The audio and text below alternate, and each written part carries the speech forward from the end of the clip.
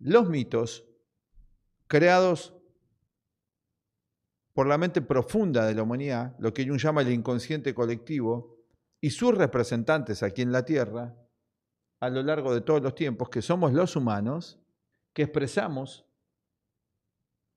con nuestra vida esa mente profunda, hemos creado a lo largo de toda la historia mitos, que son la base de lo que luego se conocieron como religiones. Todas las culturas los han tenido.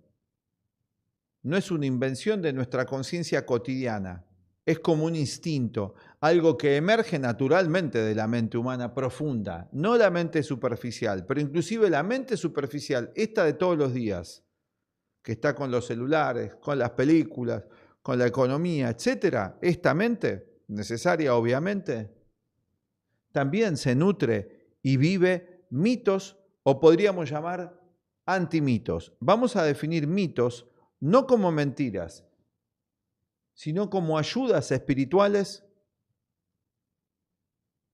alimentos espirituales imprescindibles para que el ser humano pueda vivir y alcanzar la felicidad. Y después tenemos antimitos, relatos, digamos, relatos, vamos a llamarlos así, que nos perjudican, que no nos ayudan, conocimientos que no nos perjudican. En todo mito hay una serie y una secuencia de conocimientos. Vamos a hablar de esto, vamos a empezar tomando a un gran mitólogo junguiano fundamentalmente, que fue Joseph Campbell, un continuador del trabajo de Jung en el campo de la mitología. Vamos a hablar de eso de hoy, donde él habla de 4 etapas en el mito para alcanzar la felicidad y pone mucho énfasis a lo largo de todo su trabajo de la importancia de que el ser humano, el hombre y la mujer moderna, descubran un mito para vivir. Campbell habla de 4 etapas del mito. Él dice que la primera etapa del mito nos abre al mundo de la dimensión, que el mito nos abre a la dimensión del misterio y que subyace todo lo que existe, está de fondo en todo lo que existe. El mito contiene, sí, una vivencia de todo lo que existe en el universo, de las experiencias más profundas, fundamentales, sea el mito que sea. El segundo aspecto del mito es el cosmológico, el efecto que tiene el mito. Y es ver que los mitos se manifiestan a través de todas las cosas. El universo se expresa y todo es sagrado. Todo es sagrado. Hoy hablábamos justamente de eso. Es sagrado el pensar, es sagrado el sentir, es sagrado el cuerpo y es sagrada la sexualidad.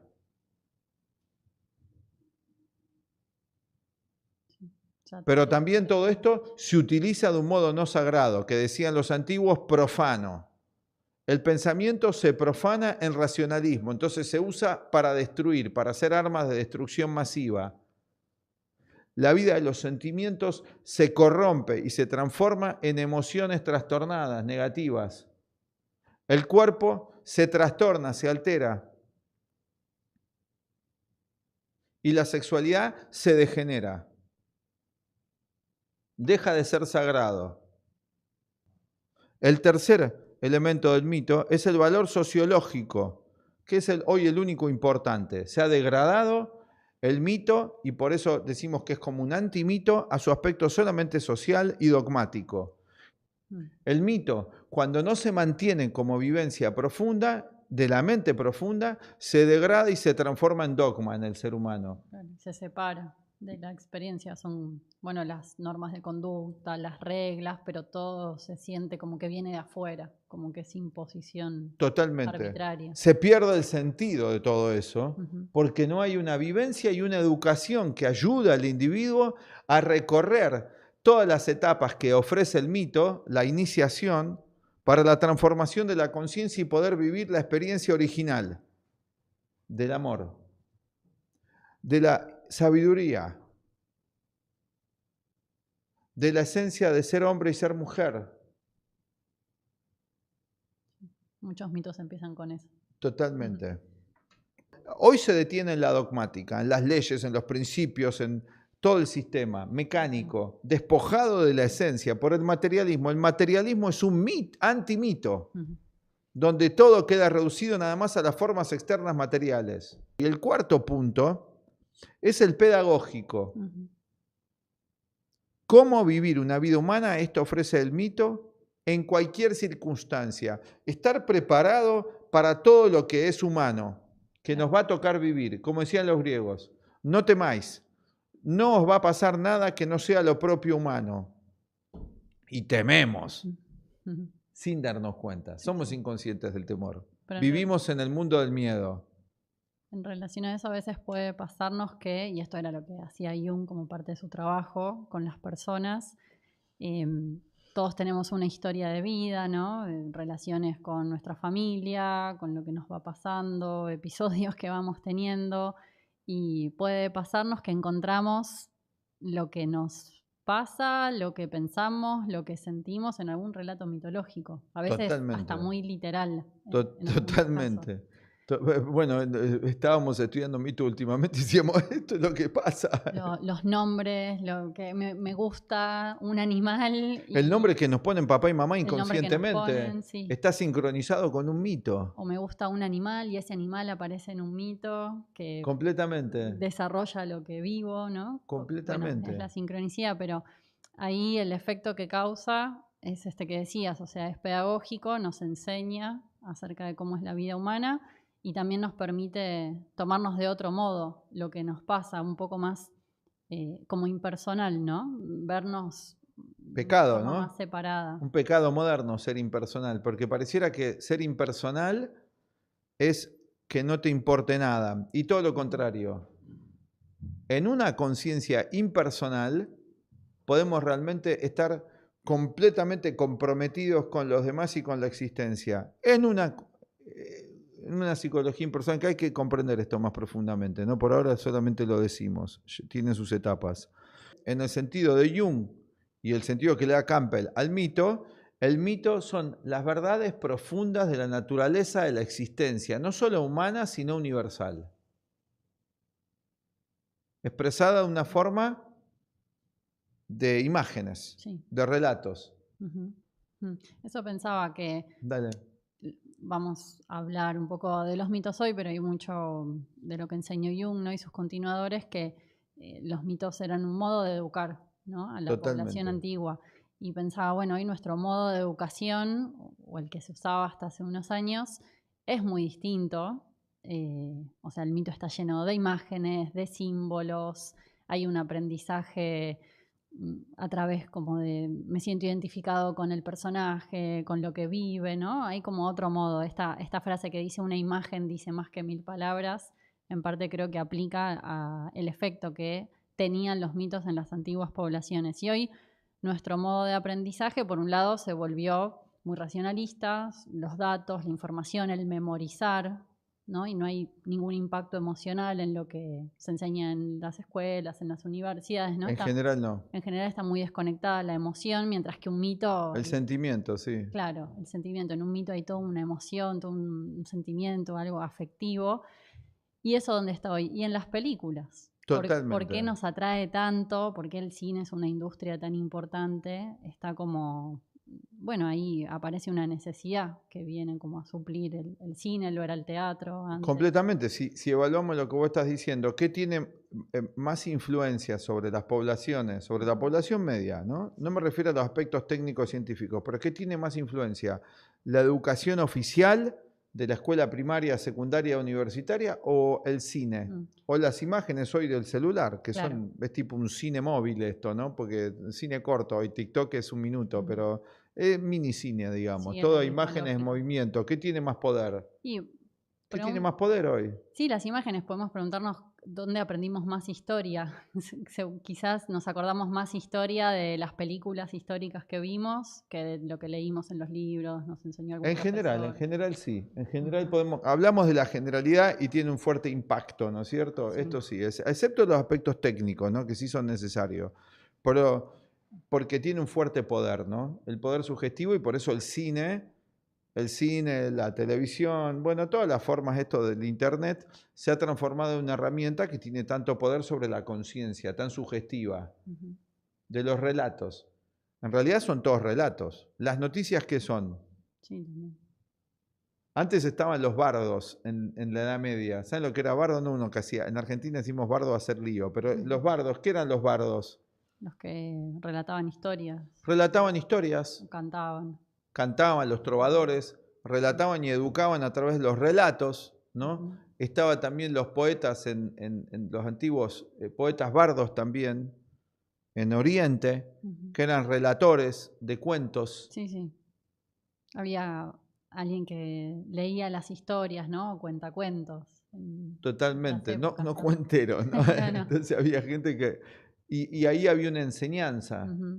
Una enseñanza oral muy importante que se transmitía en la humanidad de generación en generación. Era una forma de educar. La forma de educar no es la única de mecánicamente memorizar como un robot, ¿no? Que hoy es un problema porque la computadora ya lo está haciendo por la gente. Sí. Esto es otro tema. Bueno, pero los antiguos habían perfeccionado esa forma educativa de forma formidable y siempre de pequeño se le instruía a los niños a que aprendan a vivir en el mundo de los mitos. Y cada uno se iba a identificar con el mito, iba a vivir ese mito. Esto era muy importante. Tenemos que nosotros que tratar de descubrir un mito con sentido, no estas muchas veces películas caóticas y sombrías que expresan la parte de la sombra en gran medida, porque en gran medida los contenidos son de violencia y de todo tipo de depravaciones de los instintos. Eso no eleva a la conciencia. En general hablo, aunque hay hoy una corriente del cine que se ha rebelado contra todo eso y quiere volver a algo más mítico. Cada vez más personas se encuentran insatisfechas con la vida que están viviendo. No encuentran un sentido en lo que están haciendo. No ven un futuro claramente. El pasado muchas veces es una carga o el pasado no los ha dotado, provisto de lo suficiente, no le ha dado las suficientes herramientas para sentirse plenos en el presente. ¿Cómo lograr que nuestra mente esté plenamente en el aquí y en el ahora, sin ignorar nuestra historia, pudiendo comprenderla y pudiendo proyectarnos al futuro en equilibrio, en armonía y hacia una vida más feliz? Hace 60 años, nuestra escuela, en la Escuela Aztlán, nuestro director, el filósofo León Azulay, descubrió que la llave maestra a todos los problemas humanos es el conocimiento profundo de la mente. Esta no era una idea nueva. Ya ustedes quizás la han escuchado. Hace más de 2500 años, Sócrates dijo: conócete a ti mismo y conocerás a los demás, al universo. Pero vino una nube de olvido en la humanidad y esto se dejó de lado. Sí, hemos conquistado el mundo en muchos sentidos. Probablemente, quizás en el futuro, pueda haber viajes a otros sistemas, o quizás no. Pero, ¿qué sucede con nosotros? ¿Qué sucede con nuestra mente?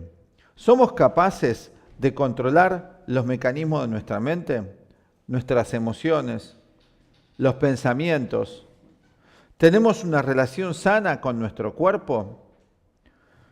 Nuestro director descubrió que era imprescindible entonces conocer la mente en profundidad. Empezó a estudiar a aquellos que se habían dedicado a ello, entre ellos Carl Gustav Jung, George Ivanovich Gurdjieff, creador del sistema del cuarto camino, y también estudió las filosofías de Oriente y Occidente. Elaboró a partir de ahí una síntesis, un método que ayudó hasta el día de hoy, ya hace 60 años, a miles de personas, hoy más de 500.000 de personas nos siguen, a descubrir un profundo sentido en su existencia y a conocer su mente y a controlar lo que podemos controlar de nuestra mente. porque hay cosas que están más allá de nosotros. Y de eso no nos podemos ni ocupar y no nos deberíamos tampoco preocupar. Vamos a enseñar en nuestros grupos, estamos trabajando ya con muchas personas en lograr un conocimiento cabal de nosotros. Cuando eso lo alcanzamos, empezamos a corregir aquellos que nos produce sufrimiento y dolor. Esto se ve reflejado de modo práctico en nuestras relaciones, en nuestra vida con el trabajo, con nuestra profesión, en cómo llevamos a cabo la profesión o el trabajo que estamos haciendo o el que podemos llegar a tener mejor que el actual. Todo eso logra este sistema de un modo muy eficaz. Los invitamos a estudiar en nuestros grupos de práctica y de estudio de las enseñanzas milenarias de la humanidad que hoy cobran nueva vida a partir del método Aztlán. Los esperamos, aquí abajo encuentran toda la información para poder anotarse y participar de esta masa crítica de la humanidad que está encontrando el sentido interior a todo lo que sucede. Porque el sentido no lo podemos encontrar en las cosas, sino en el centro de nuestra conciencia. Y para eso necesitamos aprender a estar en el aquí y en el ahora, con una visión hacia atrás y hacia adelante más clara. Los esperamos.